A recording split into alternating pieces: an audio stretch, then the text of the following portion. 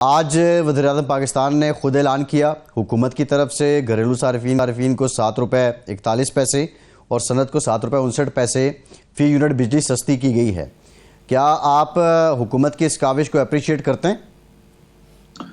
بسم اللہ الرحمن الرحیم، بہت شکریہ۔ دیکھیں 1 روپے کا فائدہ بھی ہو عوام کو تو اچھی بات ہے، لیکن بدقسمتی ہے کہ آپ نے تو بجلی کی نرخیں پہلے اتنی بڑھا دی، کئی گنا اضافہ کر دیا، اب تاکہ آپ 7 روپے کم کر کے، مطلب بہت سارا کم ہو سکتا ہے، کم کرنی چاہیے۔ جس طرح پیٹرول کی قیمتوں میں جیسی امریکنز کی وہ لگی ہے، جو انہوں نے ٹیرف لگایا ہے، تو اس کے بعد تو عالمی مارکیٹ میں 78 روپے سے ڈائریکٹ 70 روپے فی بیرل پیٹرول پہ آ گیا ہے۔ تو اب اس کا فائدہ عوام کو تو پہنچنا چاہیے نا، وہ کیوں نہیں پہنچ رہا ہے؟ اسی طرح جس وقت $100 سے اوپر وہ تھا، ٹیرف تھا، وہ تھا فی بیرل تھا، وہی قیمت آج بھی چل رہی ہے۔ تو عوام کو تو فائدہ دینا چاہیے حکومت کو، جہاں دے سکتی ہے۔ اگر بجلی میں زیادہ نہیں دے سکتی ہے تو پیٹرول میں دے دے، تو اس سے فرق پڑے گا عوام کی زندگی کے اوپر۔ لیکن یہ نہیں ہو سکتا کہ آپ کئی گنا اضافہ کرنے کے بعد آپ کہیں کہ جی 50 روپے بڑھا تھا، لیکن چلو یہ 3 روپے آپ لے لیں یا 4 روپے لے لیں۔ تو اس طرح عوام اب بڑی باشعور ہو گئی، وہ دیکھ رہی ہے کہ گورنمنٹ ہمارے ساتھ کیا کر رہی ہے اور کتنا لوگوں کے جیبوں کے اوپر ڈاکے پڑ رہے ہیں۔ تو فائدہ تو ڈیفینیٹلی ہوگا، 7 روپے 7.5 روپے فائدہ تو ہے، لیکن اس سے زیادہ فائدہ ہو سکتا ہے عوام کو۔ نہیں شوکت صاحب، چلو وہ ٹھیک ہے، خواہش تو یہی ہونی چاہیے کہ زیادہ سے زیادہ فائدہ، لیکن جو فائدہ پہنچا ہے اس سے دیکھیں نا، گھریلو صارفین کو ڈائریکٹ فائدہ ہوگا۔ اس کے بعد اگر انڈسٹری ہماری چلتی ہے اور اس میں جو کاسٹ آف پروڈکشن کم ہوتی ہے، اس کا فائدہ بھی انڈائریکٹ صارفین کو پہنچے گا۔ اگر ہمارا برآمدات بڑھتی ہیں، ریونیو بڑھتا ہے، اس کا بھی فائدہ ہوگا۔ تو فائدہ تو ہے۔ ہاں، یہ خواہش کی جا سکتی ہے، خواہش تو یہ بھی کی جا سکتی ہے کہ بجلی ہمارا جو ہے وہی 5 روپے یونٹ پہ واپس آ جائے۔ نہیں ارشاد صاحب، دیکھیں صرف یہ نہیں ہوتا ہے کہ آپ بجلی کی قیمتوں میں کم کر دیں یا پیٹرول کی قیمتوں میں کمی سے عوام کے اوپر بہت زیادہ اثر پڑتا ہے۔ ہوتا کیا ہے کہ جب بجلی کی قیمت بڑھتی ہے یا پیٹرول کی قیمت بڑھتی ہے، تیل کی، اس سے یہ ہوتا ہے کہ کرایوں میں اضافہ ہو جاتا ہے، فوراً چیزیں مہنگی ہو جاتی ہیں۔ لیکن جب ان چیزوں کی قیمتوں میں کمی آتی ہے، جیسے پیٹرول سستا ہوتا ہے تو ہم نے نہیں دیکھا کہ کرایوں میں کمی آ جائے۔ وہی کرایہ ہوتا ہے جو پشاور سے لاہور پہ جو بس لیتی ہے یا اسلام آباد کے لیے لیتی ہے، اس کے بعد ہم نے نہیں دیکھا کہ اس کے کرایے میں کمی آ جائے۔ تو یہ جو بہت بڑا نقصان ہوتا ہے، تو ایک مت میں تو آپ فائدہ دیتی ہیں عوام کو، لیکن اس کے بعد آپ عوام کا پوچھتے نہیں ہیں کہ اس سے جو چیزیں مہنگی ہو گئی تھی وہ واپس کیسے ہو جائے وہاں پہ۔ تو آپ ون گو میں تو لوگوں کو نقصان پہنچا دیتے ہیں بہت سارا۔ ایک چیز اگر آپ ریلیف دیتے ہیں تو اس سے آپ بھی سفر کرتے ہوں گے، آپ کو بھی پتہ ہوگا، چیزیں آپ بھی خرید رہے ہوں گے۔ تو ایک دفعہ پیٹرول یا تیل مہنگا ہو جاتا ہے تو وہ کہتے ہیں جی کیا کریں، تیل مہنگا ہے تو کرایہ اتنا ہو جاتا ہے، پھر اس کے ساتھ چیزیں جو ٹرانسپورٹیشن ہوتی ہے، آپ دیکھیں ایک چیز مہنگی ہو جاتی ہے۔ بعد میں پیٹرول کی قیمتوں میں اسی طرح کمی آ جاتی ہے، لیکن یہ کوئی نہیں پوچھتا حکومت کہ بھئی یہ جو مہنگائی ہوئی تھی اس پہ کیا کمی آ جائے۔ جو بین صوبائی ٹرانسپورٹ ہے اس کو آپ دیکھیں، مجھے تو کوئی کمی اس میں پھر نہیں لگتی۔ اسی طرح ہم شہر میں پھرتے ہیں، رکشوں کے کرائے میں جو اضافہ ہو جاتا ہے وہ پھر واپس نہیں ہوتا ہے۔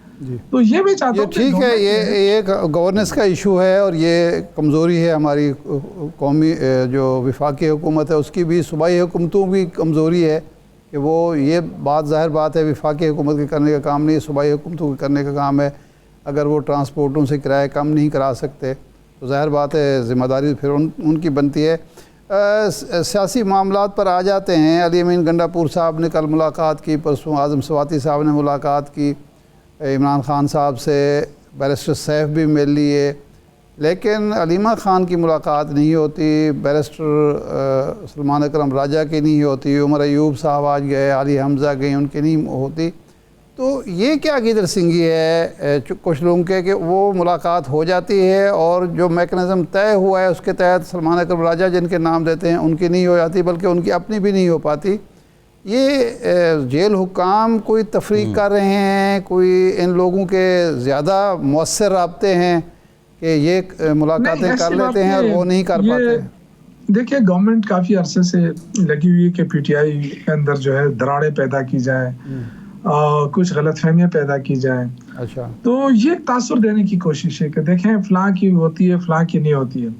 ایسی کوئی بات نہیں ہے. سارے ایک پیج پہ اگر علی امین گنڈاپور ملاقات کرتا ہے یا عمر ایوب کرتا ہے، جس کی بھی ہوتی ہے خان صاحب کے ساتھ، تو وہاں سے تو کوئی ایسی چیز نہیں آ رہی ہے کہ ہم کہیں کہ جی وہاں سے بھی الگ الگ چیزیں آ رہی ہیں.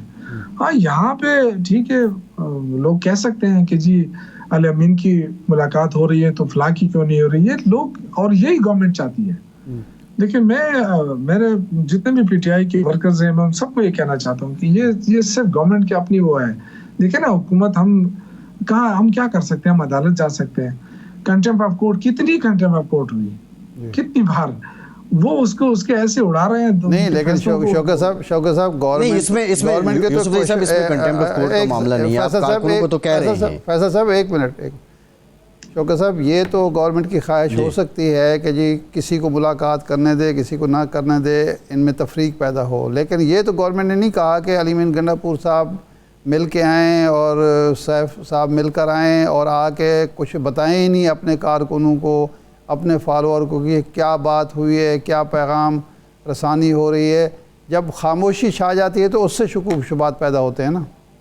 نہیں دیکھیں وہ تو دو چیزیں نا. ایک تو میں نے کہا نا کہ گورنمنٹ نے یہ گورنمنٹ کی چال ہوتی ہے نا کہ کچھ لوگوں کو ملاقات کرنے دیں کچھ کو نہ کرنے دیں، اور وہ صرف اس کا مین مقصد جو ہوتا ہے وہ پارٹی کے اندر دراڑ اور غلط فہمیاں کہ جی دیکھیں اس کے پاس اختیار ہے اور یہ نہیں مل سکتا اور وہ فلاں کیسے مل سکتا ہے. تو یہ تو گورنمنٹ کی چال ہے اور اس پہ ہم سمجھتے ہیں.